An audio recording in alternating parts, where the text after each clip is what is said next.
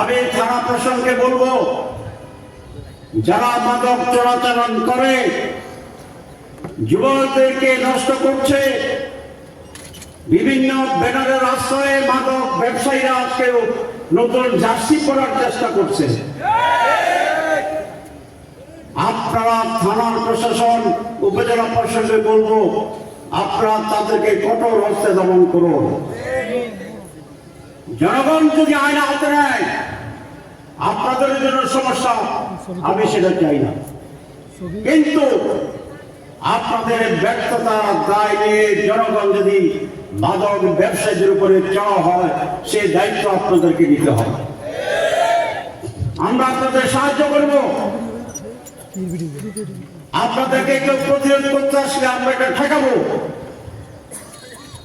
আপনারা যদি আমাদের প্রকাশ্যে সহযোগিতা চান, আমরা আপনাদের পিছনে মিছিল নিয়ে দাঁড়াবো। কিন্তু মাদক ব্যবসায়ীদেরকে কোন রকম সুযোগ দেওয়া যাবে না।